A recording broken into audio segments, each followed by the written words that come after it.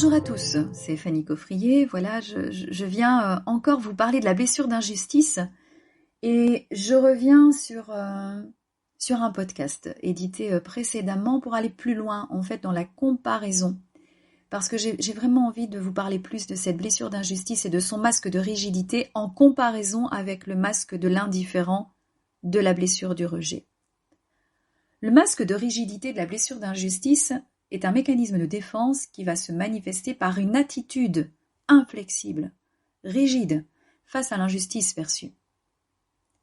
Cette attitude est parfois accompagnée d'une sensation d'identité menacée, ce qui va amener la personne à se protéger en se raidissant, en ayant une attitude de sentinelle aussi. De sentinelle, on est attentif à ce qui se passe tout autour de nous, donc on adopte une attitude de fermeture et de rigidité aussi dans le corps, mais aussi pour installer en fait une attitude la plus juste possible face à différentes situations, face à différentes personnes, pour que ces personnes, là je vais plus parler de personnes, pour que ces personnes ne ressentent pas un sentiment d'injustice à leur tour.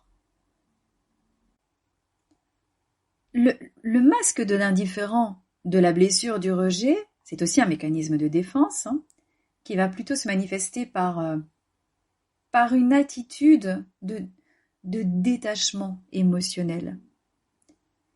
Et les personnes qui portent ce masque ont développé une carapace pour se protéger de la douleur de se sentir rejetées. Donc elles peuvent sembler indifférentes aux autres et manquer d'empathie. Mais même si de l'extérieur ces masques se ressemblent, ils ont des origines différentes.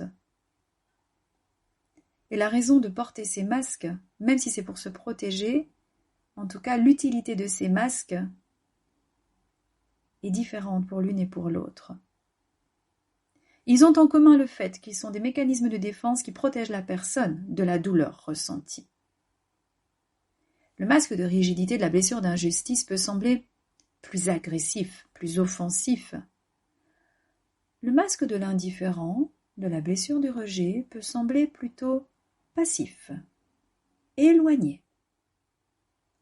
Voilà comment on peut les dissocier dans leur manifestation. Alors, rappelons-nous aussi que ces masques ne sont pas des caractéristiques immuables. Pas du tout. Ce sont des mécanismes de défense qui ont été acquis pour faire face à des expériences difficiles. En soignant les blessures, on peut s'affranchir de ces masques.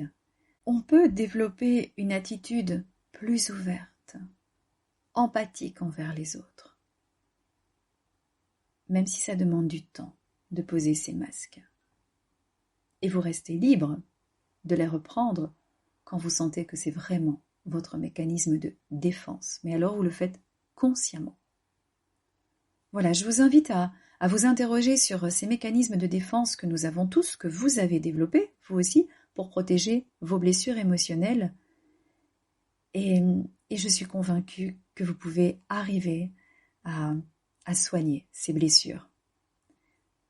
Voilà, à bientôt pour de nouveaux conseils pour mieux appréhender ces blessures émotionnelles.